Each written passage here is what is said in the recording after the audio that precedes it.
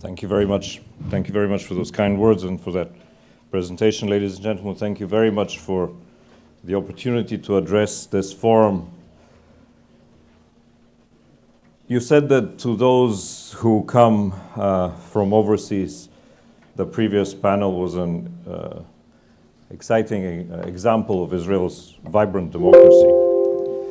To those of us who live here, and I live in Jerusalem, I can assure all of those visiting the region that what you just saw was a very small glimpse into what is a vastly more complicated and infinitely interesting internal debate about the balance between individual human rights and security, between the state and the individual, and between what one can and one should do, or what one can and shouldn't do under the laws of a state and under international law in fighting terror. And I encourage you to look very carefully at this debate, particularly all of my friends and colleagues who come from the European Union, because without looking into a crystal ball for the future, I can envisage in many other countries in the European Union that soon, sadly, we might have similar debates like this. I think it's quite symbolic that we meet today on September 11th, a day at which practically anyone in the Western world will remember where they were 16 years ago when the biggest terrorist attack on American soil happened.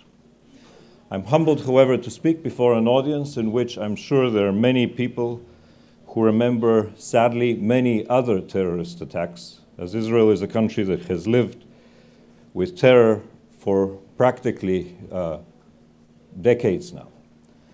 And decades in which every single family has been hurt by violence, by terror, and remembers the losses, the sadness, the fear, and the trauma that terrorism causes.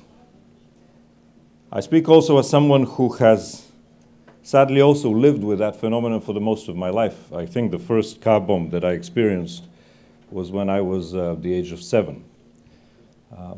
While serving for a few years in Iraq, not just what you just read in my CV, I've lost friends, I've lost colleagues, and I know the pain that that brings. And coming here to Israel a couple of years ago, taking on the post of the UN Special Coordinator for the Middle East Peace Process, I can attest to how vastly destructive the impact of terrorism is, not just on human beings, but also on political processes and peace processes.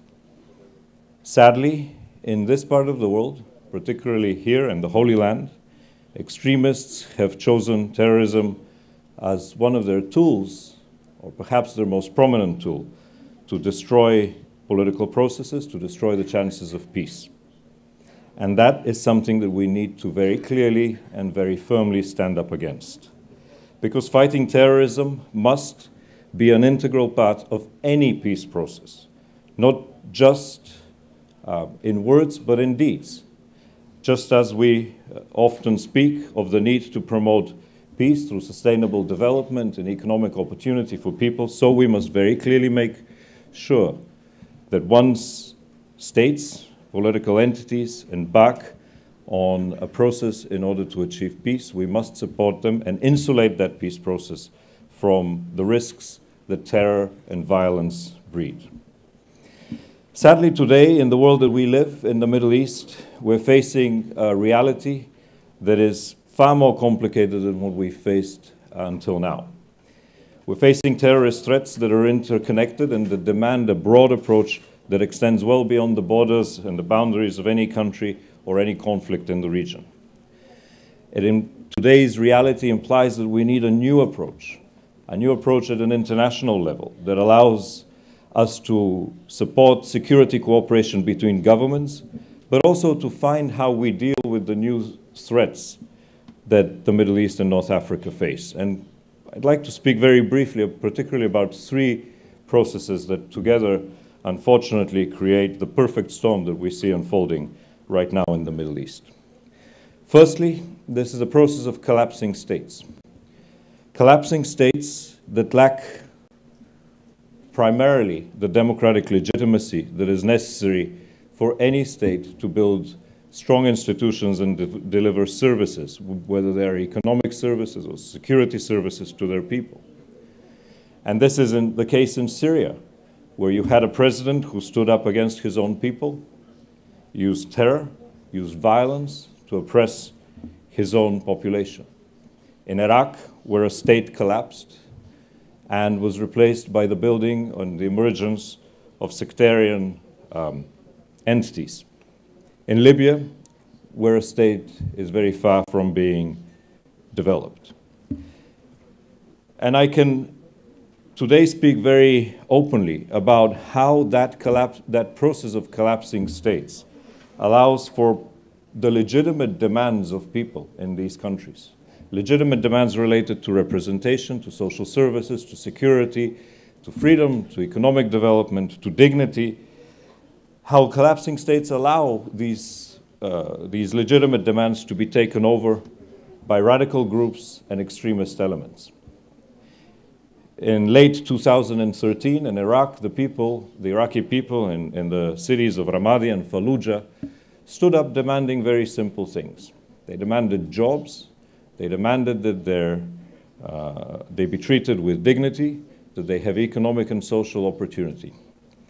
They were not met with concessions and discussions and what was necessary, but they were met by government troops. And soon their protests took over these two big cities, and very soon after that, these protests were infiltrated by Al-Qaeda in Iraq, and what was then known by ISIL, and by the spring of 2014, none of the legitimate demands and legitimate protests were there. They'd all been taken over by radical terrorist entities with a very, very destructive agenda. Had the states reacted differently, had they met these legitimate demands, perhaps that would not have happened. The second process which we see today is the implosion of communities in the Middle East. Marginalized, impoverished, and disenfranchised communities across countries, across states, collapse under the pressure of the social inequality and the difficulties that they face. And this leads to environments in which genocide, mass displacement, and the breakdown of social structures become part of reality. 2 years before Mosul in Iraq fell to the hands of ISIL, the signs were there, and the United Nations warned every single month of these signs. The people in Mosul lived in isolation from the central government. They felt that they were not respected, their economic opportunities were undermined, they were marginalized, and they were subjected to a barrage from ISIL and initially from Al-Qaeda, in which over the 2 years before the fall of Mosul to the hands of Daesh, every single elected representative was killed, maimed, kidnapped, or kicked out by the terror organizations. Terror struck in waves. First, it struck elected officials. Then, it struck civilians. Then, it struck religious communities and their sites. And last but not least, it struck schools. In the last 2 months before Mosul fell, we had a surge of terror attacks in which suicide bombers attacked schools. So once this started happening, you could immediately identify how the community there completely began to socially disintegrate and became very susceptible to attacks and from outside interference. Sadly, as states collapse and as communities collapse, the international community itself still lacks the tools to deal with the transborder threats that today face the region. Our instruments were designed to deal with state-to-state conflict. Our instruments, perhaps based on the Charter of the United Nations, would have helped us deal with a war between Iraq and Syria. But how do you deal with a war inside Iraq and inside Syria that risks to spread and engulf everyone around them?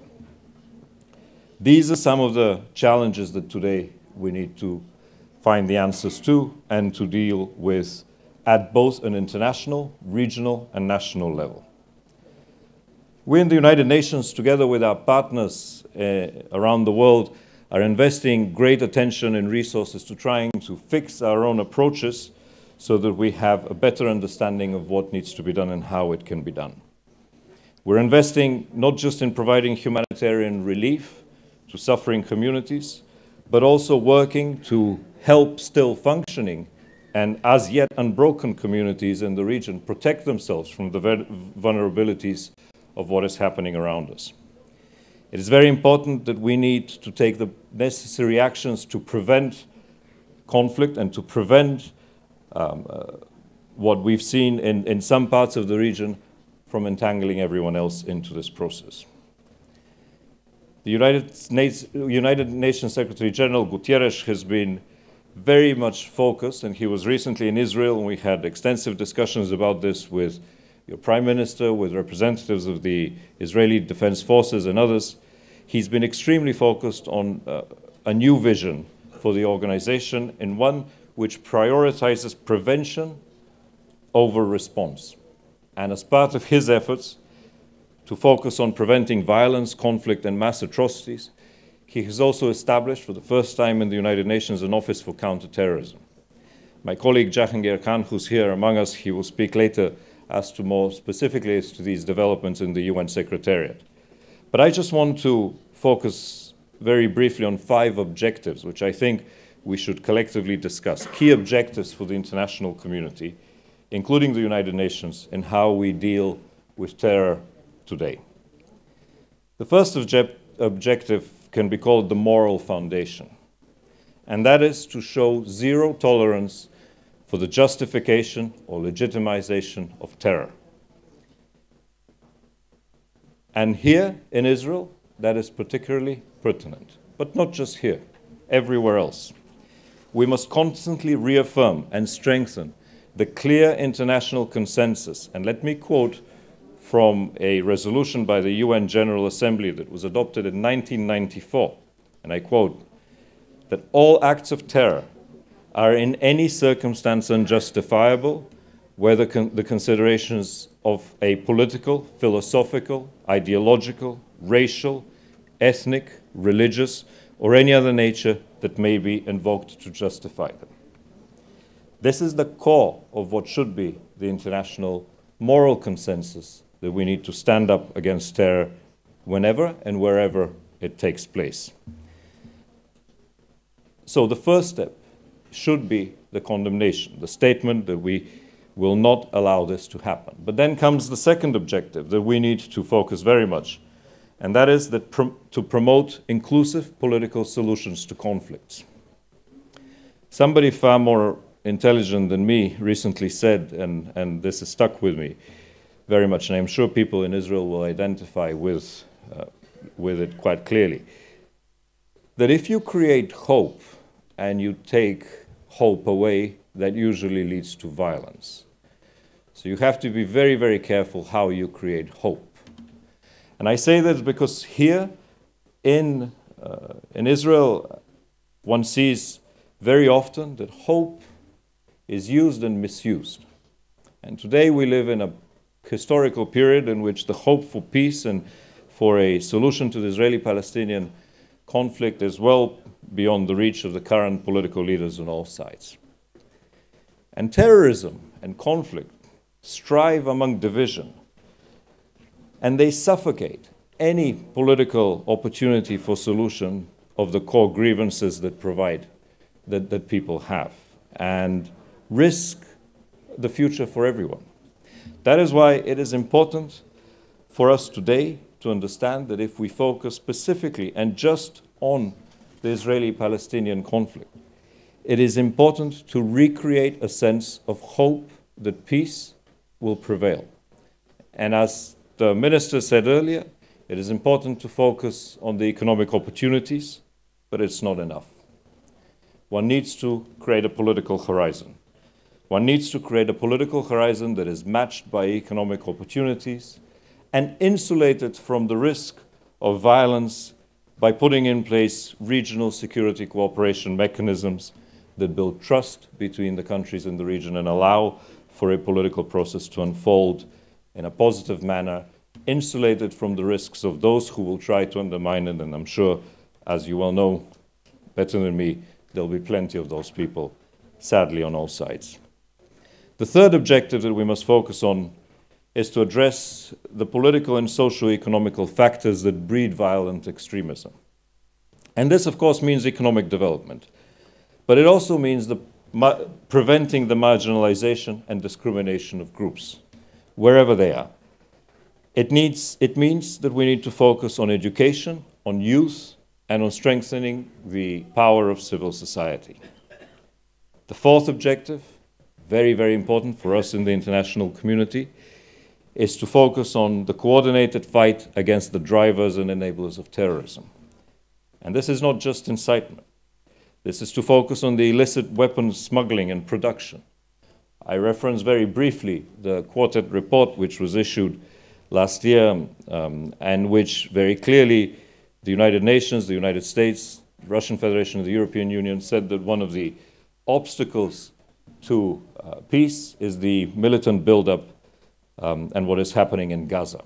And certainly that is something that we need to understand and to address very quickly. Terror funding, again, also one of the challenges that the international community needs to address. And the process of accountability for states that have legal obligations to ensure, and I quote, the apprehension and prosecution or extradition of perpetrators of terrorist acts. Now a lot of it is up to us in the international community and the United Nations. And last but not least, a very, very important political task, one that is very difficult to define, but key to fighting terror. And that is strengthening the forces of moderation. Sadly, terrorists have a double dehumanizing impact on all of us.